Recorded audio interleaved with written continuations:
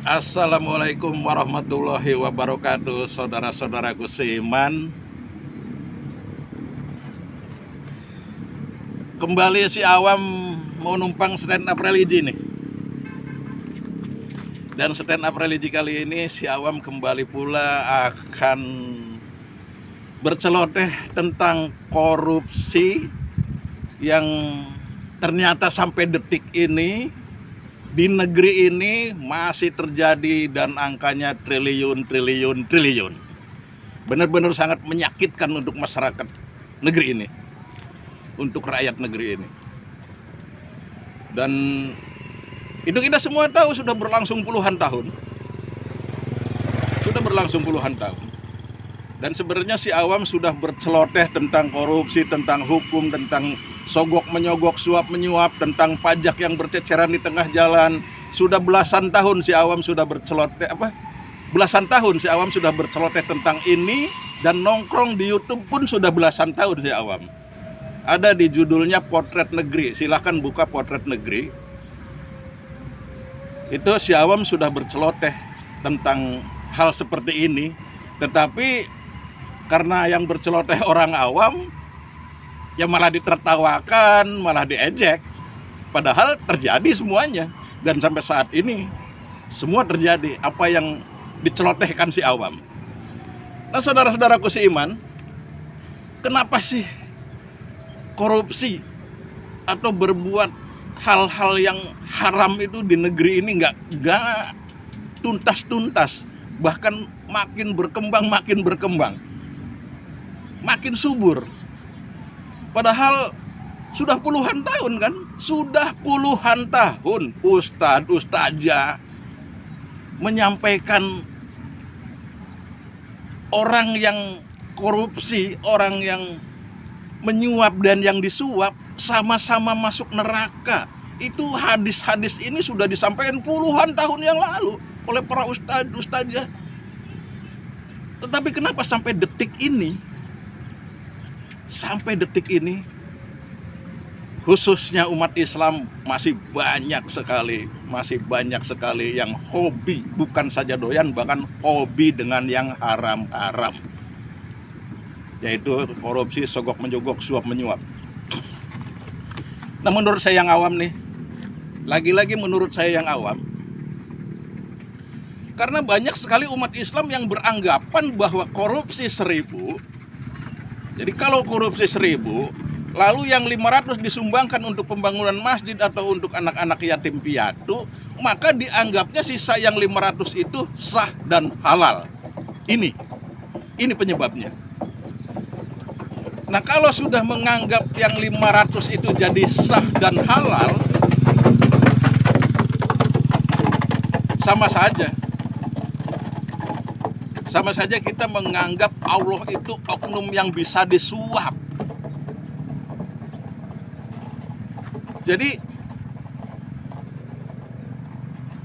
Maha suci Allah. Allah itu maha suci. Tentu hanya menerima yang suci-suci saja. Allah itu maha baik. Tentu hanya menerima yang baik-baik saja.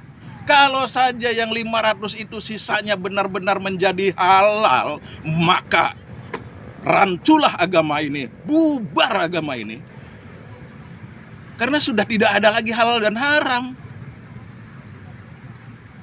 Lah, yang haram bisa disulap menjadi halal, agama macam apa begitu?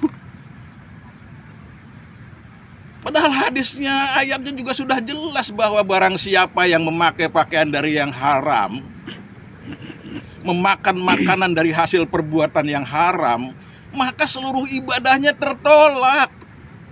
Kita pakai pakaian dari hasil perbuatan yang haram, belinya dari hasil perbuatan yang haram, itu dipakai sholat, dipakai naik haji, percuma. Itu semua ulama begitu, nggak ada yang satu ulama pun nggak ada yang mengatakan halal, yang mengatakan sah hajinya, sah sholatnya, nggak ada. Itu semua ulama loh. Tapi kenapa umat Islam nih masih menganggap, karena masih ada pemuka-pemuka agama Ada ya, beberapa gelintir, tapi justru itu yang menjadi patokan. Yang selalu melintir-melintir hadis, mengotak-ngatik dalil, salah satunya ada hadis yang berbunyi, setiap perbuatan yang buruk iringilah dengan perbuatan baik. Ini hadis ini nih sering dikemukakan, sering disampaikan. Akhirnya ya begitu tadi. Umat Islam menganggap bahwa kalau korupsi 1.000 yang 500 disumbangkan ke pembangunan masjid, dianggapnya yang 500 jadi sah dan halal. Akibat masih adanya pemuka agama yang menyampaikan hal-hal seperti itu, padahal hadis itu nggak berlaku buat halal dan haram. Jadi tidak pernah dijelaskan yang sebenar-benarnya dan sejelas-jelasnya agama ini. Ini yang membuat umat Islam pada nyasar, yang membuat umat Islam pada gagal paham. Kenapa saya mengatakan begini? Yang korupsi, yang sogok menyogok, yang suap menyuap, itu sholatnya rajin banyak. Sholatnya husunya kayak 17 tahun dari Mekah kok. Banyak, itu paling depan kalau sholat juga sopnya. Memang para koruptor nggak pada sholat, nggak ngerti agama, hafal ribuan hadis, hafal ribuan ayat. Tetapi hafal ribuan hadis, hafal ribuan ayat, kalau tidak hafal kejujuran, nggak ada gunanya semuanya. Apalagi kalau ada punya hati busuk. Kalau udah punya hati busuk, itu hafal ribuan hadis, hafal ribuan ayat juga malah menyeretnya dia ke neraka. Begitu kira-kira. Jadi buat saudara-saudaraku seiman, saya berpesan, yang masih sadar, yang masih waras, ingat,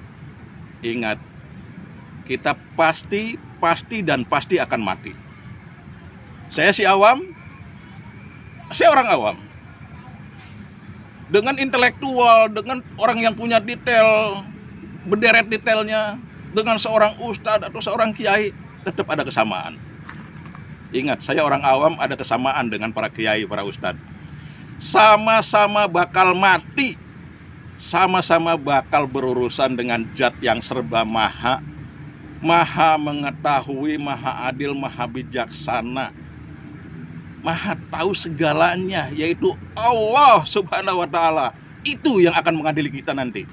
Jadi saya masih berharap terhadap umat Islam di negeri ini. Saya yakin masih banyak sekali yang berhati mulia dan berhati yang takut dengan Allah, takut dengan yang berbau-bau haram. Semoga umat Islam di negeri ini menjauhi semua itu, dan mari kita menuju ampunan Allah. Mohon maaf kalau ada kata-kata yang kurang berkenan. Si Awam tidak maksud apa-apa, si Awam hanya ingin umat Islam itu benar-benar mengerti tentang Islam. Itu saja sih. Assalamualaikum warahmatullahi wabarakatuh.